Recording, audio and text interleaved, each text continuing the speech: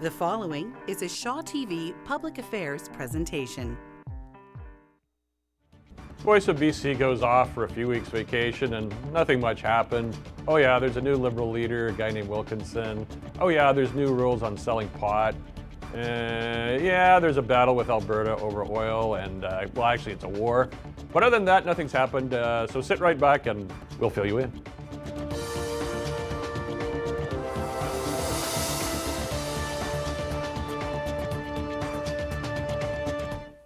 And good evening and welcome to a new season of Voice of BC. And yes, a few things have happened since we did the last live show back in December. And yes, in order to get caught up, we've got my two favorite panelists on the show. Justine Hunter from the Globe and Mail. Good to have you back. Thank you. It's a quiet little legislature. And nothing much ever happens. There you go. And Keith Baldrey from Global TV, who's taking a break between live hits on Global, where you've been doing something about every 5 minutes. Lots of stuff happening out there. Yeah. Great to be here. Let's talk about the war. And I mean, the rhetoric on this is over the top, and there have been a lot of jokes about it, but British Columbia and Alberta are engaged in a trade war of sorts. Bring us up to speed on it, Keith. Well, yeah, Rachel Notley, I think, caught everybody by surprise. This out of the blue decision to ban the importation of BC wine into Alberta because the BC government has just simply talked about bringing in a regulation that would limit or control the flow of bitumen through any pipeline through BC. So nothing's actually happened on BC's end. They put out a news release. They want to go out and consult with the public on what they think of this. But suddenly, out of the blue, Notley announces a sanction, catches everybody off guard. John Horgan, BC Premier, won't take the bait. He's not going to retaliate. And I know today a couple Liberal federal cabinet ministers making the point to the media that the Kinder Morgan pipeline is approved. It's their jurisdiction. It's going to go ahead. Sort of language that I think is music to the ears of Rachel Notley, but I'm not sure it really changes much at the end of the day. We still have this trade war going on.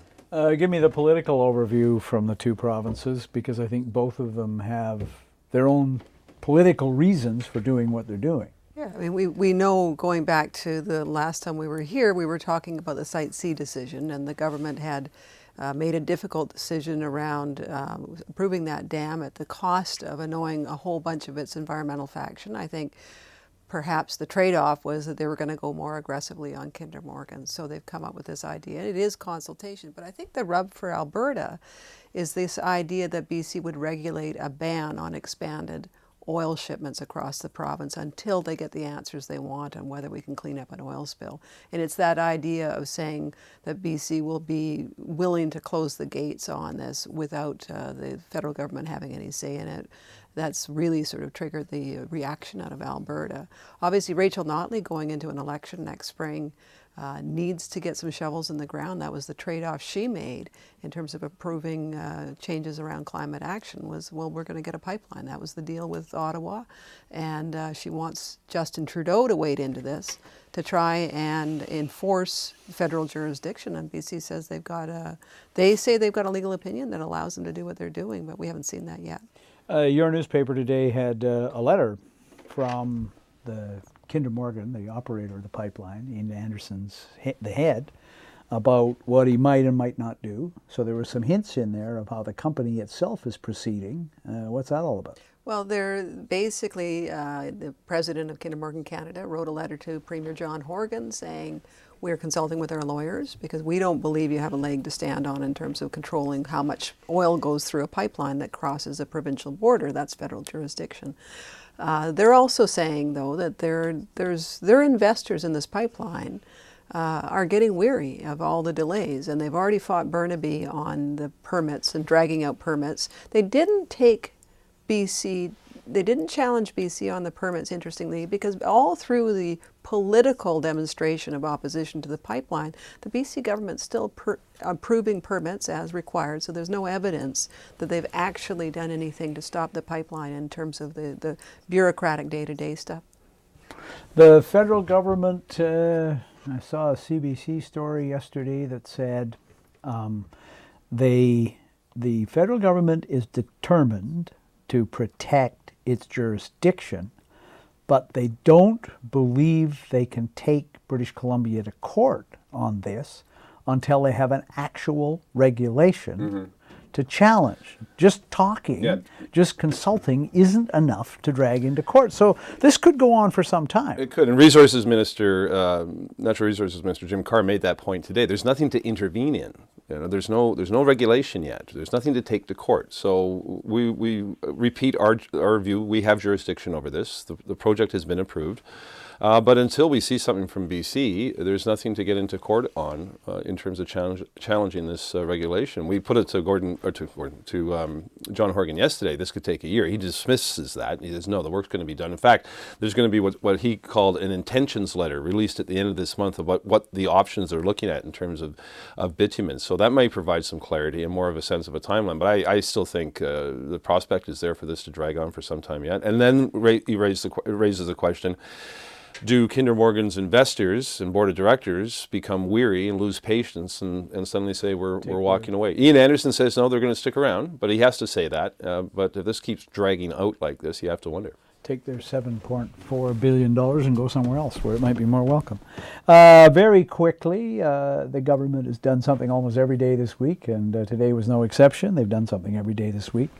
And today it was the minimum wage is going up on an announced schedule, not immediately, not all at once, but starting June, and then continuing through to 2021. Right. So it's going to hit $15. Yeah, and I think a little bit in excess of 15 by 2021. But you've obviously got people that have been pushing for a $15 minimum wage for some time, expressing disappointment that the government's not moving faster. Okay. But it's also interesting, the timing. I wonder if, John Horgan, we heard him say to us yesterday, he doesn't want to get distracted by this little trade dispute with Alberta, and he's busy doing other things, and suddenly they've got lots of other things to talk about. I'm sure they'll keep the pace up next week as well with the throne speech. So they really do want to change the channel in terms of this argument with Alberta, although I wonder if they will have to do something to help BC wineries in this. It's a $70 million annual hit if this carries on.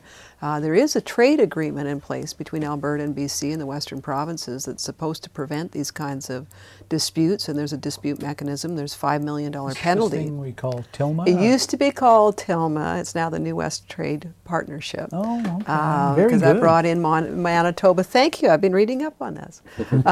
So there is a mechanism there, and BC might have a right to go and at least to use that mechanism and say we need Alberta to stop this. Meanwhile, over on the other channel, the BC Liberals got themselves a new leader on the weekend. Here he is, Andrew Wilkinson.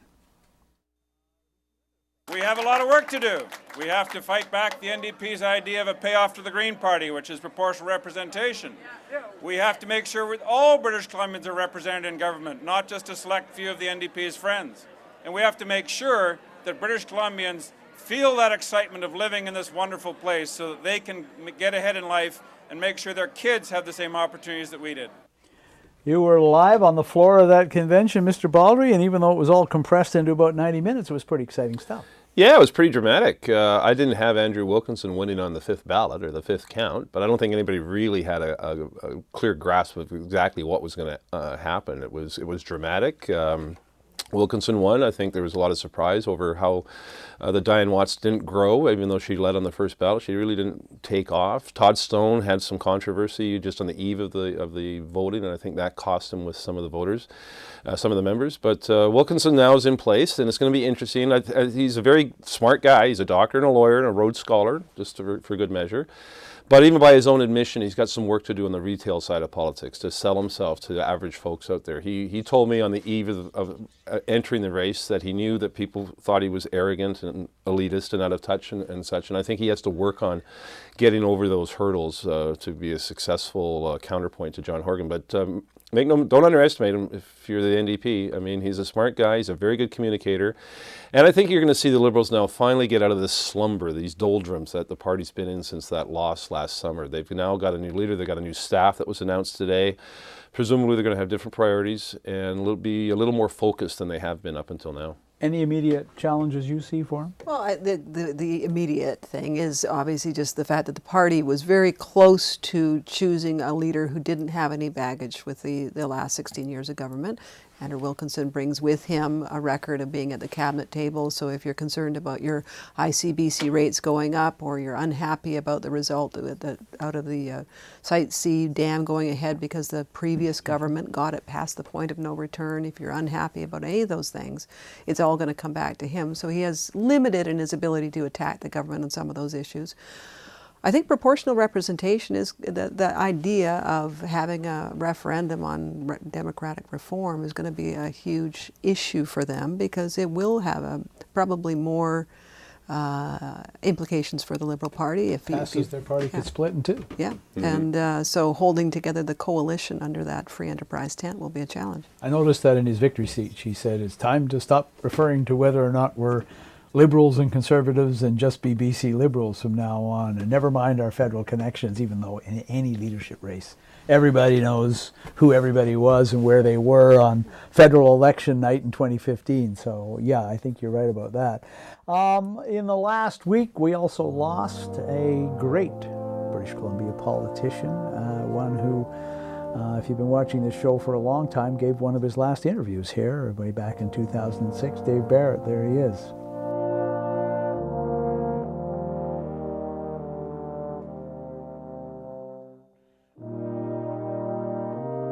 He is a force of nature, the most electrifying politician I've seen speak.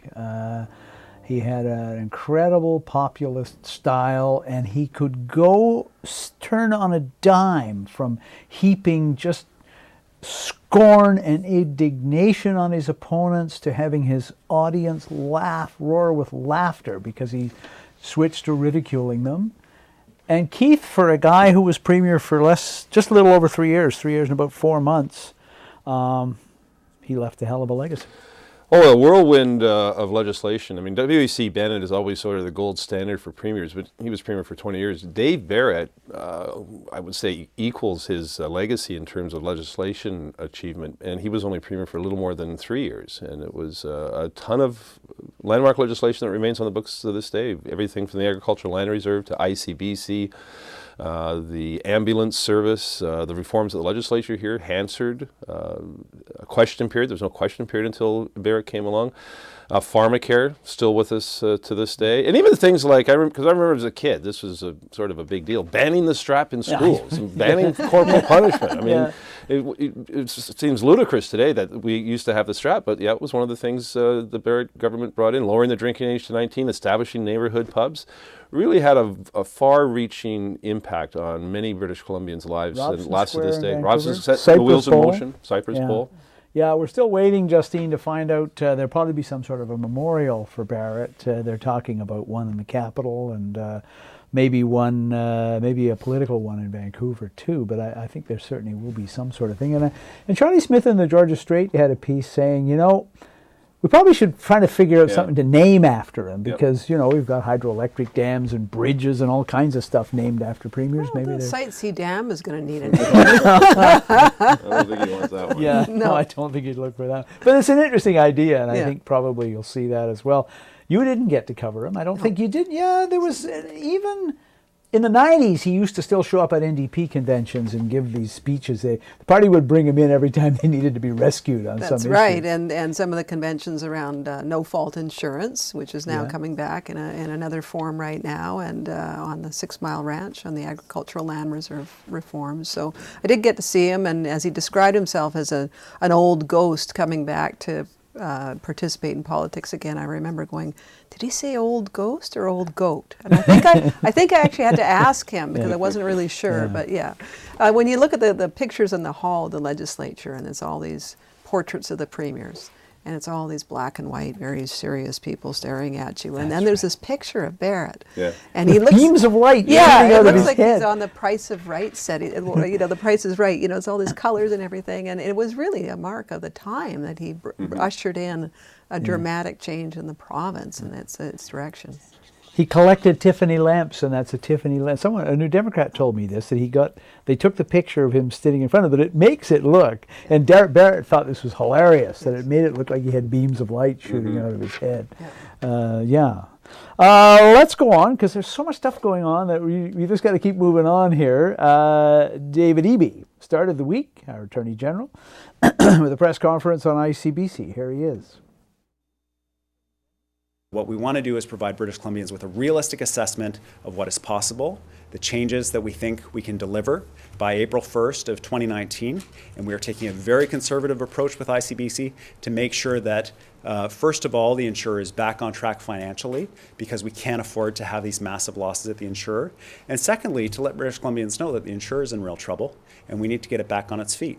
And these changes are significant, but they won't be the only changes that are necessary. So the big significant change is being called NoFault Light. Justine, you and I and Keith all covered an NDP convention in the 1990s where the government then was talking about no fault, and they had to back off because they lost the public relations battle.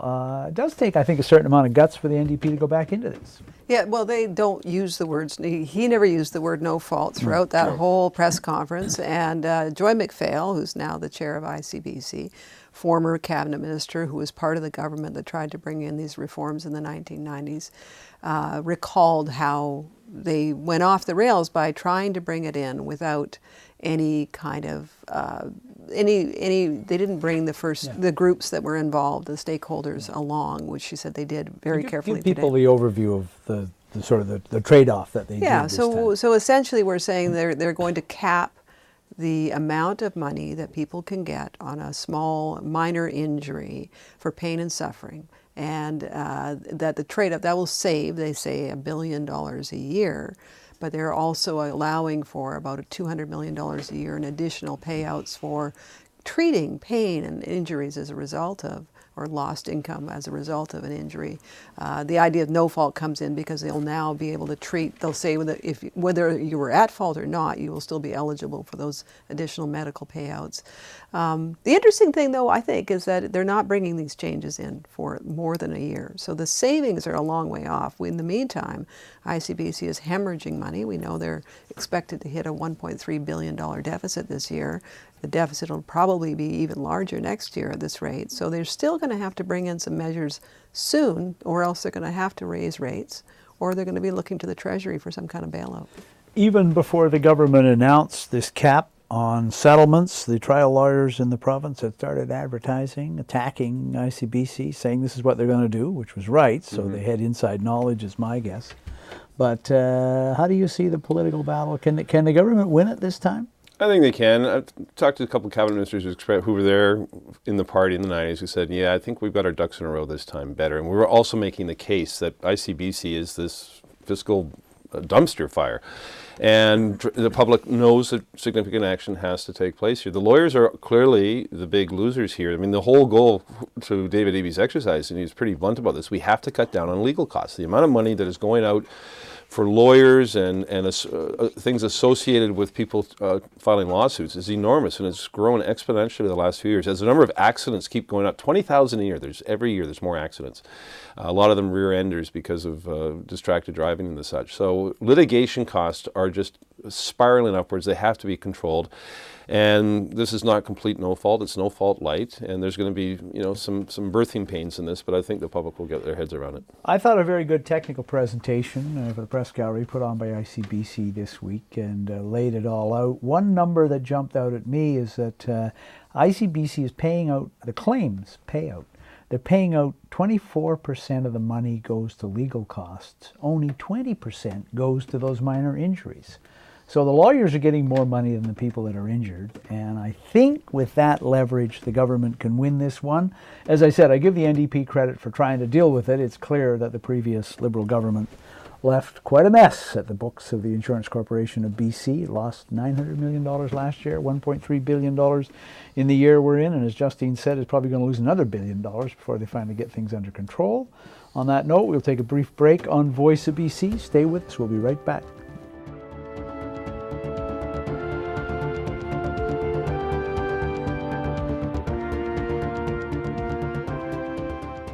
So I believe the NDP used up a lot of the goodwill of their environmentally minded voting base by announcing Site C Dam to proceed.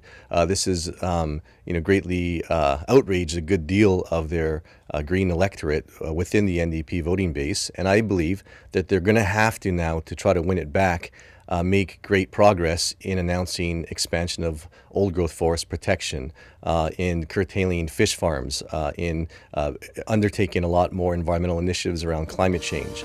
This is my prediction. Otherwise, I think the NDP is toast.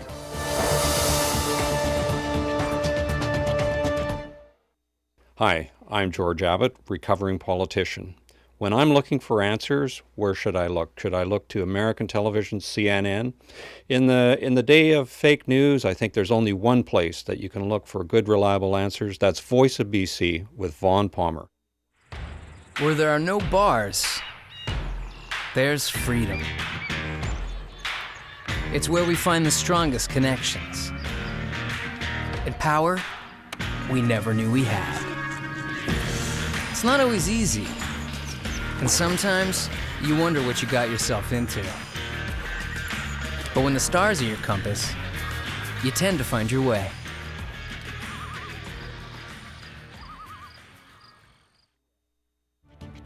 There are more ways to connect with us at Voice of BC. Email us at vobc@shaw.ca. Follow us on Twitter at Voice of BC. Or like us on Facebook at facebook.com/VOBC on Shaw TV.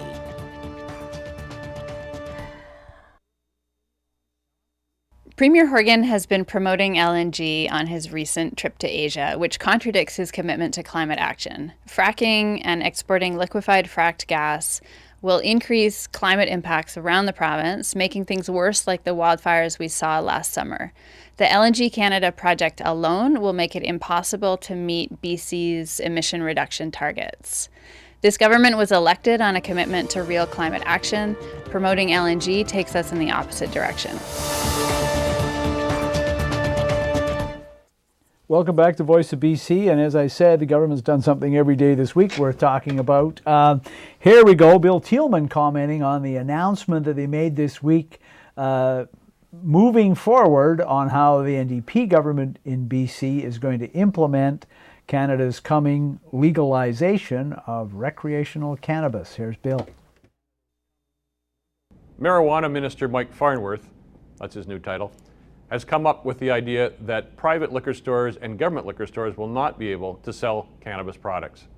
Does this surprise you? I thought it was a pretty good idea for starters, but now it won't happen. And will BCGEU and the private liquor stores be fighting mad? So we had on this show last fall the head of the BC Government and Service Employees Union and the head of the BC Federation of Labour, and they both made the case that the obvious place to sell marijuana was in government liquor stores. The staff are trained, they're unionized, they're used to turning away kids. They're not going to obviously fall into the clutches of organized crime, and I actually thought they made a pretty good case. But that's not the way the government went. Justine, what happened?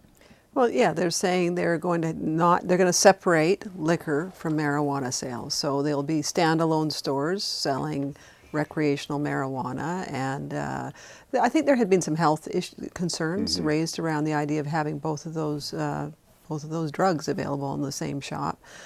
So I think that had not been part of the narrative. I heard the same pitch, and it seemed like it made a lot of sense to me as well. And there was an interesting kind of synergy between the private and public liquor stores saying, hey, we're the ones that can do this. But I think in the end they said, no, we were convinced that this is a better way to separate it. It also, I think, gives the municipalities a little more control, because they're going to still have some say over where these stores can go, storefronts. And I think the BC government has been very careful not to force this on municipalities that don't want it. So this will allow them to have a little more control over where those stores go. There's still a lot of things we don't know. No, it's there's a lot of shoes ready to drop on this file. I think a big reason it's not in the liquor stores is Dr. Perry Kendall, the Chief Medical Health Officer, just retired last week. He really made a big push from a healthcare perspective. It was not good to retail cannabis next to alcohol. You could have increased impaired driving instances, exposure to young people who can still come in a liquor store with, even if they're accompanied by an adult.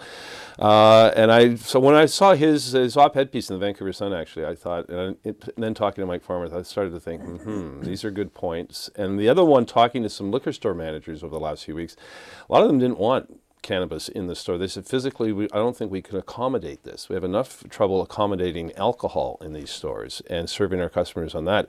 The other thing about the GEU here, Farnworth says there's going to be publicly owned stores. Yeah. I think you put the question to him in our news conference.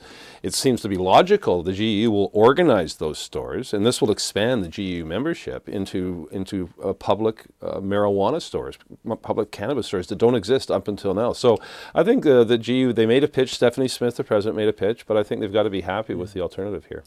Yeah, and I think the staff will have to be trained in any event and to a pretty high standard. These stores are going to be scrutinized very, very carefully, not just because of the government wanting to make sure the drug doesn't get into the hands of kids, but the stores will be scrutinized to make sure they don't fall into the hands of organized crime. So there's still a lot, but there's still a lot to come on that. I still wonder if the government's going to get everything done by summertime. I know the feds are already talking about, well, sort of this summer, but the stuff may not be on sale till the fall. So 18 pieces of legislation have to come in. That's a good point. Well, here's Premier John Horgan with the biggest decision, I guess, he's made since becoming Premier, a controversial one. Let's go to the Premier. I know many of us would wish that the circumstances were different, but I and my colleagues have to accept the situation as we find it, not as how we wish it would be. We have listened, we have deliberated, and we have debated. And at the end of the day, we've come to the conclusion that although Site C is not the project we would have favored, and it's not the project we would have started, it must be completed to meet the objectives our government has set through mandate letters to ministers and commitments to the people of BC during the election campaign. We've had one opinion poll since then that suggested that the overall British Columbia public accepted this decision. There's a fairly entrenched opposition, mostly New Democrats, that are still furious over this. It was a pivotal decision. I think it's the defining decision of this government and will be for some time. What they did on Site C was going to say so much about which direction they were headed in. If they were going to go give completely up to the environmental movement and do everything that Greenpeace wants them to do, they would have killed Site C.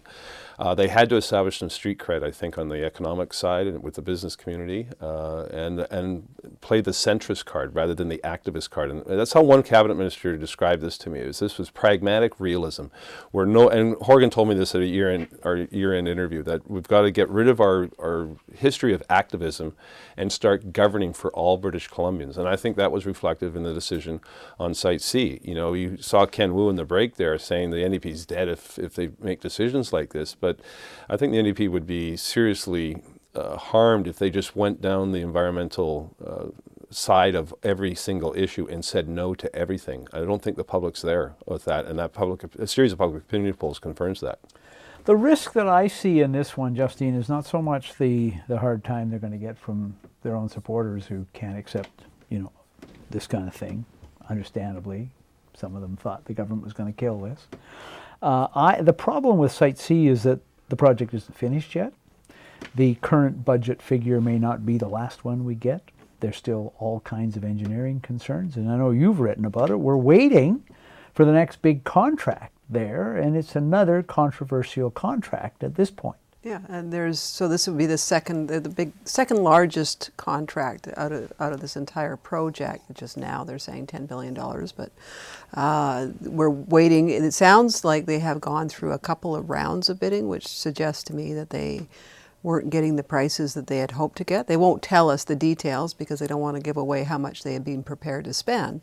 But if they're having this much trouble getting that second contract secured, so they have now chosen the preferred bidders. So there's a consortium, and it includes a company there's some controversy the federal government is reviewing because the they're Chinese are trying to buy. Yes, Yeah. and so if the federal government, Hydro is going to be making a decision to award this contract before the federal government's decided whether or not the Chinese ownership is a problem under Canadian law, that's going to be contentious just by itself. But yeah, the risk to the project of it going off and costing more, I think is very real, and everything now that goes wrong is going to land on John Horgan's shoulders, not the previous administration. And construction completion is still a long way off. They don't even start to divert the river. Is it 2020 now?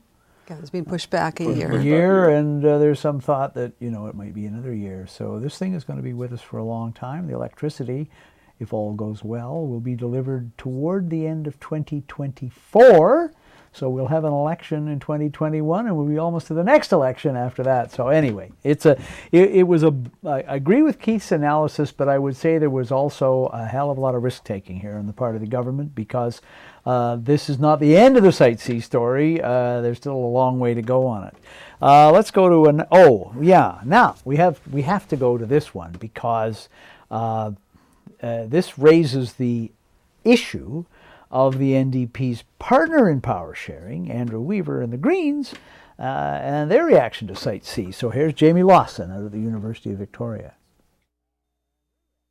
What is Andrew Weaver's calculation in continuing to support the NDP after the controversial decision to go ahead with Site C? Is his view that he can really anticipate some much better outcomes in environmental files going forward? Or is it that he, above all else, really needs to have proportional representation in place before he wants to go to another election? So Weaver opposed Site C, but he didn't make it a condition of his power sharing deal. And when Horgan approved it, he said, I'm not going to bring the government down over this. He opposes LNG, and that's not exactly spelled out in his power sharing agreement either, but he now says he will, who knows, bring down the government over LNG, right? Yeah, so when they came up with that, the negotiations between the Greens and the Liberals and the Greens and the NDP, Andrew Weaver kept saying one of the top demands was around a vote on electoral reform. And I remember asking, I thought you were all about climate action, and but it was all about getting that vote. Because if he gets proportional representation, it strengthens the Greens' seat count in the legislature. Yeah, and it allows them to build a legacy that's right now far from certain.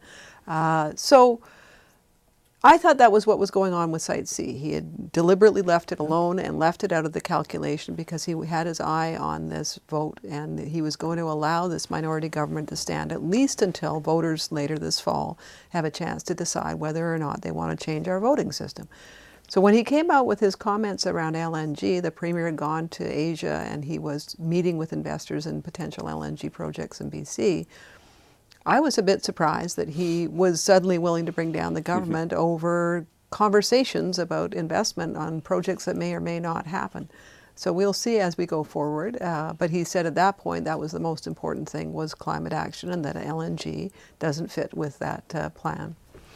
Government's response is they say we don't really know what the impact of LNG will be on our greenhouse gas emissions, and we're working on it, so wait.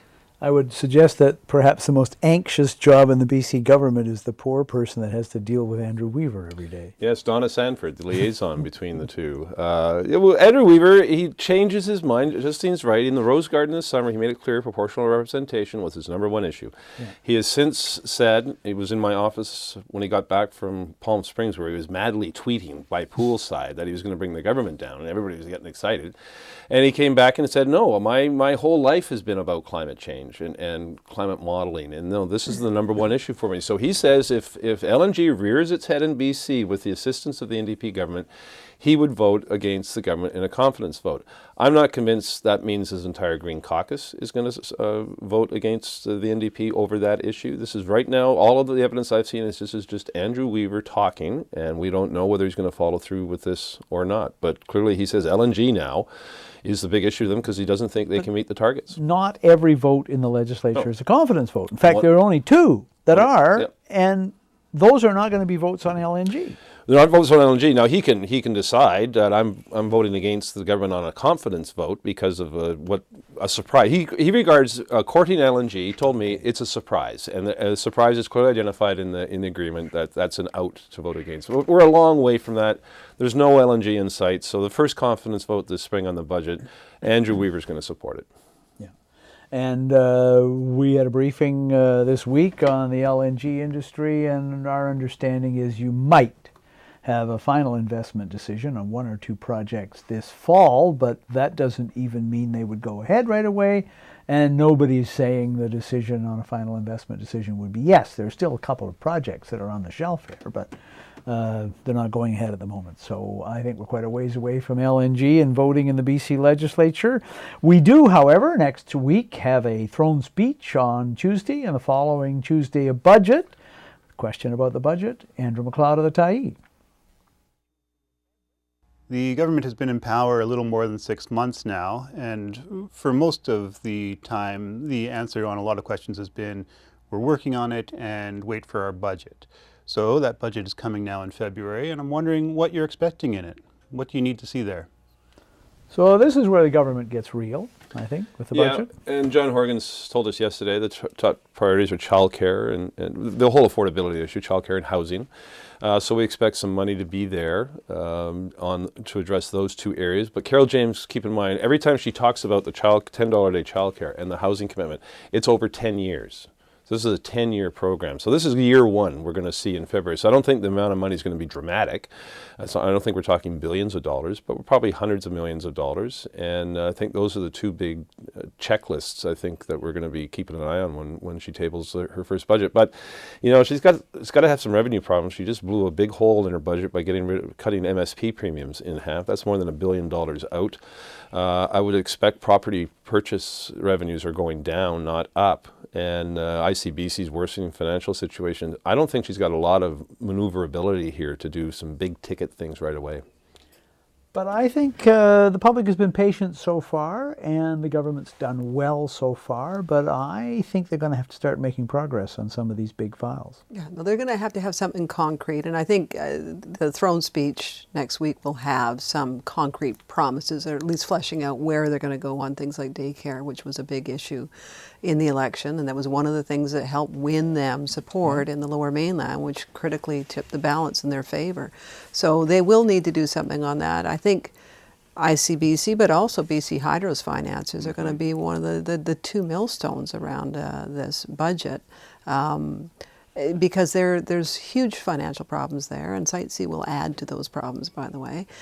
So they're going to have to recognize that and figure out how to get through that without threatening BC's credit rating. But so far, the business community is being patient, and the province's credit rating has been solid. And so they've managed to get through those initial reviews without frightening investors and bringing the province to its economic knees, as the Liberals always prophesied. No, you're right, the credit agencies, but everyone's giving them a chance. One of the most interesting reactions I got about the government was interviewed former Cabinet Minister Bill Bennett during the convention on the Vancouver Sun Facebook site, and I said, give John Horgan a letter grade for his performance so far. He said B+. And that's a Liberal. But Bill is a straight shooter as well, and I think actually that's probably, not every Liberal would admit it publicly, but I think there's a lot of people out there that would go, yeah, so far so good. B+, that's not bad for a new premier, especially when you consider how bumpy some new people are in office, the kind of things that go wrong for them. So next Wednesday, the by-election day? Wednesday. February 14th. Yeah, February the 14th, Valentine's Day. The people of the Okanagan are going to vote to fill the vacant seat in the legislature, the one that Christy Clark gave up, Kelowna West. Let's go to the Green Party for a comment on that, and we'll just get a call on the by-election. Here's Christina Winter. A recent poll shows that almost 3 in 10 British Columbians support the BC Green Party, with gains in support since the last provincial election coming mainly from the interior, where the BC Greens have replaced the NDP as the alternative to the BC Liberal Party. How do you think that this increase in support for the BC Greens will play out in the Kelowna West by-election on February 14th, where Robert Stupka is committed to winning the support of voters and offering the Okanagan a new voice in Victoria as the BC Greens' 4th MLA? Well, the Greens are putting on a big push up there. Andrew Weaver's been up campaigning a few times. The New Democrats have done a little bit of campaigning, and the Liberals are running a former Liberal MLA, Ben Stewart. He was the member until he gave up the seat for Christy Clark. I wonder if this wine thing is going to have any impact. Well, I think that Ben Stewart's doing his very best to make sure it does. So he's he owns a winery himself, right? And so he might know this is wine country, and you've just got Alberta now threatening the industry. The industry is very concerned about this. It's 70 million. Alberta is the second largest consumer of BC wines. So boycotting BC wines in Alberta is going to have a huge hit for those industries. So Ben Stewart is going to be out there saying, the NDP government of BC, John Horgan's government, brought this down on you, and you guys are getting caught in the crossfire. I'm sure he'll. And it's also, look, it's very solid Liberal constituency. It would obviously be fascinating for all of us here in the press gallery if the Greens won another seat, because that would be just such an interesting dynamic to cover. So major upset for the Greens to win that seat, though. I but think we've both said this already, that from the point of view of an interesting storyline to write about, proportional representation would generate a whole new political arena to write about in British Columbia. So and we're already seeing it. I mean, you had a piece on this saying that the way Weaver's acting with his threats to bring down the government may plant in the public's mind a notion that proportional representation, if we got it, we get this regularly, is not necessarily a recipe for stability. No, and Weaver, this is the contradiction of what Weaver's been doing, talking about bringing down the government. He's creating this atmosphere of instability and not knowing from month to month whether the government is going to survive, even though, as I pointed out, there's not going to be a confidence vote anytime soon. But he's leaving that impression. So he has to be careful about going too far in terms of staking out his position, which means defeating the government. One more break on Voice of BC, and we'll be back with one last segment. And what are we going to do? We're going to talk about road pricing, among other things. Stay with us.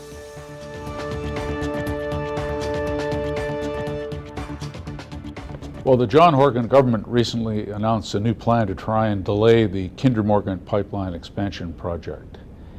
A reading of the Canadian Constitution, specifically Section 9210A, suggests that the Government of Canada has complete and unfettered jurisdiction over interprovincial pipelines. Ottawa also has control over protection of the marine environment. In light of that, one strategy for the company may be to proceed with the project and force the NDP to go to court to try and stop it. In that scenario, there's a high likelihood the courts would actually side with Ottawa and the company and indicate that the provincial government doesn't have authority on this file.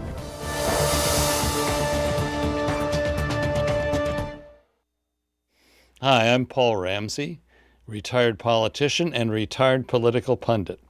If you're looking for answers about what's going on in Victoria, if you're trying to figure out who's doing what in the madhouse of our legislature, my recommendation is that you tune in to Voice of British Columbia with Vaughn Palmer.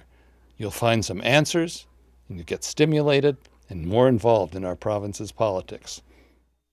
I had a spinal cord injury when I was 17 years old, so it was a major life transition for myself and for my family. But as I got into school and I started studying psychology at the university, I really fell in love with it. That's when I connected with Make a Change Canada, and they helped me to turn that passion into a career. And now I'm really happy as a registered psychologist helping others. Make a Change Canada is an accredited non-profit organization with charitable status. Find out how they may be able to empower you with your employment challenges.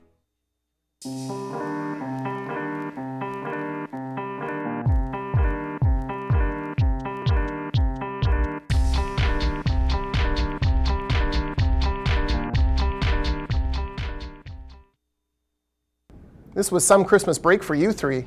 What with the ICBC dumpster fire, Andrew Weaver's huffery-puffery over LNG, the big Asia trip for the Premier, Andrew Wilkinson's leadership win, and of course the Alberta-BC Civil War. Do you see what happens when you three take a little time off?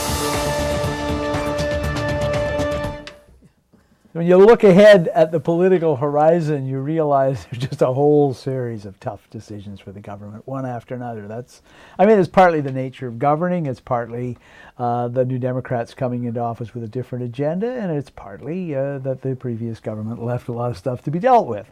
And all of that comes together in some of the things facing the NDP. Here's a good question. One of the big decisions that's going to be made sooner or later from Bruce Halser, about road pricing. Here's Bruce.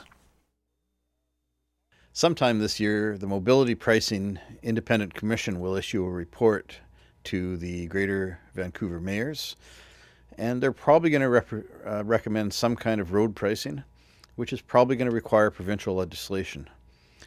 Is the party that got rid of the tolls on bridges going to be comfortable bringing in a bigger toll system on roads and mobility pricing generally? Or do you think that the NDP government will just use the fact that it's in a minority to say that this is too difficult an issue for now? So the region needs a new source of funding to pay for its share of operating costs and of the capital costs for 2 transit lines that they want to build, one in Vancouver, one in Surrey, and probably to help pay for the replacement of the Patello Bridge as well, since it was going to be a toll bridge, but we know what happened to the idea of toll bridges in BC. So what are they going to do with this thing? Well, Bruce's point about them being in a minority situation, therefore we can't really push this at this time, is a good one. They have to look for an excuse and out here because they got elected because they scrapped the tolls on the Port Mann Bridge and the Golden Ears Bridge. I think that was the standout issue in some of those key suburban ridings that fell into the NDP's hands. I think the mayors of Metro have to take ownership of this for it to have any chance of succeeding. Victoria alone... In an election year, the mayors are going to take ownership? This is why I think this is almost dead on arrival, because I don't think the mayors will stick their heads up saying, yeah, I champion taxing motorists even more. Even though it can make a lot of sense public policy-wise, it's done in other jurisdictions, but they've got to make the brave step here of taking political ownership of something that's going to be unpopular. And whether this year's an election year, so forget it, it's not going to happen this year. Does it happen next year with a new set of mayors, a new set of council? Maybe that's when you can breathe some life into it. But I can't see John Horgan at the same time he's talking about trying to make life more affordable for people in Metro Vancouver, to sign his name onto some legislation that allows a road pricing system that's going to cost people money. It just seems it's dead on arrival. They start jacking up the carbon tax on the 1st of April. Is there enough money coming in from the carbon tax that they can put some of that into this? Well, I think they're planning, they've already earmarked that. They probably spent it 3 times over. Yeah, it's supposed to go to the provincial share of putting in for transit, so they don't want to share that with the mayors. I mean, they might find some creative way working with ICBC to come up with some kind of congestion pricing. And ICBC is rolling in dough. Yeah, but you know, it sort of say you've got to create a crisis in the public's mind before you're going to be able to present any kind of remedy that's uncomfortable. We do know that the government said no, they're not going to do another referendum. They've ruled out that idea that was floated by the Liberal government. So somebody has to make a decision somewhere along the line, and that's you can't dump it on the voters again. That's the problem they've created. That's a really tough one. So we mentioned this a couple of times. It's coming in the fall, but let's let Bernard von Schulman ask a question about it, and then we'll talk a little bit about where things stand with this referendum. Here is Bernard von Schulman.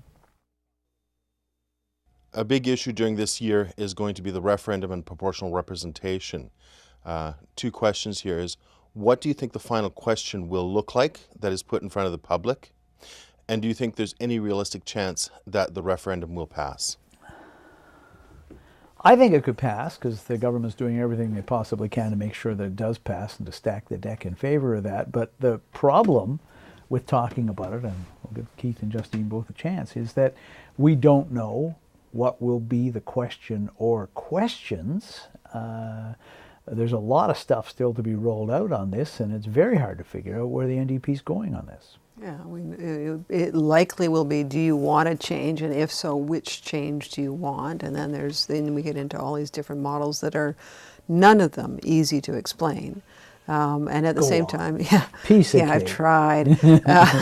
And then you've got people like Bill Thielman, who has proven to be a formidable opponent and is very good at delivering no's on referendums up against whoever the government's going to work with on this.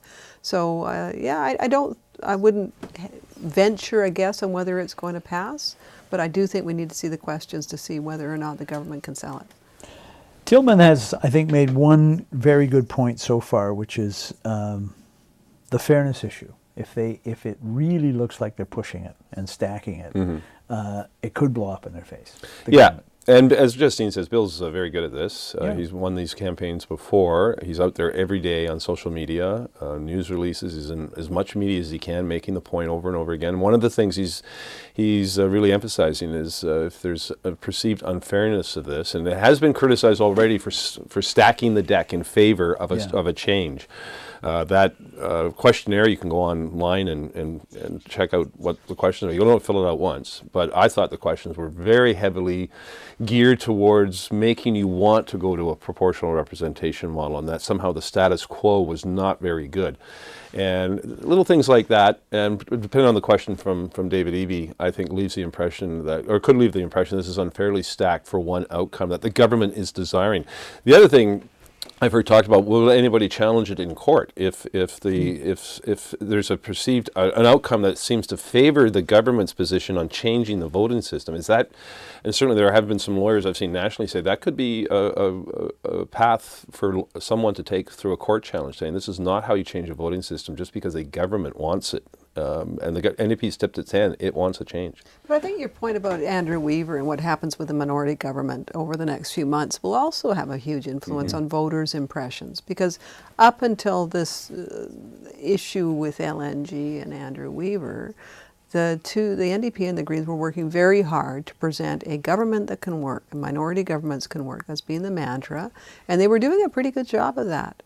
And then when you suddenly start throwing out, sitting on Twitter announcing that you're planning to bring down the government, that didn't probably help their cause. So I think that watching how that unfolds over the session will be probably influential. One of the things I find interesting is the things that you see people on social media and people that are advocating for this change make, and the examples they point to. And they often talk about how first past the post results in governments that don't represent the majority of all voters. They don't represent what the public wants. And Tillman was the first guy to point this out. The province's 3 NDP governments in the past were all won majority of the seats in the legislature with about 40% of the vote. You've heard many, many New Democrats in the last week, rightly, and people who weren't New Democrats, pay tribute to Dave Barrett and all the things his government accomplished. He did that with about 39% of the popular vote. One of the smallest shares of popular vote in provincial history under first past the post. So first past the post can produce some pretty good governments, occasionally bad ones, but I'm not sure the proportional representation is a perfect record anyway. We're in for a big debate on this. As I said, I think it could pass, but I think we're also in for a big debate. And as we said, Andrew Wilkinson in his acceptance speech the other night said the Liberal Party is going to spend the summer getting ready for this battle. It's a by mail ballot in the fall, right? So we'll have some time to vote about it, but we don't know the questions. There's a lot of stuff we don't know yet. Time for a couple more questions before we go. Here's Bruce Halser again. This is another decision. The government's put this one off, but they're going to have to decide at some point. Here's Bruce. Over the holidays, there was a lot of discussion about Uber and Lyft and ride sharing generally. And what we have is something that the vast majority of British Columbians want, and one industry vociferously opposes. Which side will the NDP choose, and when will that happen? I lead such a sheltered life, I've never used one of these services. Well, because it's not actually available here. I had a house guest from Ottawa on the weekend, and the first thing he remarked was, well, where's Uber here? Because that's a perfectly normal thing in other jurisdictions. So so far the NDP government has really listened to what the taxi industry, and that's who he's alluding to as the one stakeholder that's very opposed to any change. I am told once they have finished that review of looking at the taxi industry, they will look at Uber, and I think it's probably going to be here in some form because it's already here in an unregulated form to some degree. That was fascinating. There's like Yeah. There's 4 or 5 companies out there that are running. You just have to know where to look. So this all-party committee is going to finish up its work at the end of this month and file a report. They've had some hearings. I think that'll go a long ways to shaping final public policy. But keep in mind, we were talking about cannabis earlier. Mike Farnworth, the House Leader of the NDP, has made it clear to his colleagues, we don't have enough legislative time on the calendar to do much other than cannabis and the bills that come with the budget, maybe a couple of other exceptions. I don't think we're the ICBC legislation. ICBC as well. So I don't see Uber legislation this spring. Maybe next fall, and maybe as an exposure, and it comes into effect a year from now. So I think we're going to get Uber. I think the NDP is going to be dragged kicking and screaming through the objectations from the taxi industry, which is very firmly entrenched in both political parties. But I think their day is done. I think this is coming, but it's just going to take longer than people want. Bill Tillman with a couple of unanswered questions out of the BC Liberal Convention. Here's the first one. Bill? Keith and Justine, Diane Watts came a close second in the race for BC Liberal leader. Do you expect someone to give up a seat, maybe Rich Coleman, and allow her to run and get into the legislature? Or do you expect her to pack up, walk away from it, and do something else altogether, leave the BC Liberals alone? Well, Wilkinson says he wants her to be an MLA for the Liberals. Yeah, well, they'd have to pick a very safe seat, and she has profile in Surrey, so they would have to have an MLA probably in Surrey step down. What are they down to in Surrey now? They lost a bunch of their Surrey seats, right? Yeah, I'm trying to think of who they got would White have Rock. Stephanie Cadeau, they've got Tracy Reddy's, they've got Marvin Hunt. So they got 3 seats. So do any of them want to step aside for somebody? Now, she did come very close. Yeah. But at the same time, you know, the voters didn't choose her and the Liberal membership didn't choose her as their leader. I think she'll have to decide how much she wants to be a part of this party that she hadn't really expressed much interest in before this job came. She gave up her federal seat, right? She doesn't have a political job at the moment. Yep. But somebody's got to be willing to do that. And I asked the first question to Andrew Wilkinson after the vote, and the first question was, will you ask any senior member of your caucus to step down to let Diane Watts join you on this stage in the caucus? And he basically gave a non-answer. Shirley Bond came up to me afterwards and accused me of looking at her when I asked the question. And I said, no, it's not you. But she's not giving up her seat, she says. So I'm not thinking, I can't see anybody walking away. But the BC Liberals do have a fresh faces problem. They have an awful lot of members that have the seat because they've always had the seat and they control the riding association. But they need renewal. So anyway. That's an issue. I said there were 2 questions from Tillman out of that convention. Here's the other one. After his very strong performance in the BC Liberal leadership campaign, rookie MLA Michael Lee is rumored to be thinking about running for mayor of Vancouver. I find it kind of hard to believe that he could leave a year after being elected, but what's your view? Is that a rumor that's making the rounds in Victoria as well? Well, it's a rumor, but let's talk about Michael Lee for a minute, because this time last year, there's still probably a lot of people in BC who haven't heard of him, but he was just elected last May, and he actually took the most votes early in the Liberal voting, but because it was weighted regionally, he didn't win. He finished 3rd. But this guy ran a pretty impressive campaign. He ran a very impressive campaign. He was very good in the debate that I chaired. He did. And I actually thought he was going to win on Saturday. I thought, looking at the balloting, it looked like he had the numbers, but Wilkinson had the momentum from count to count. He was really growing, and Lee sort of stalled a bit.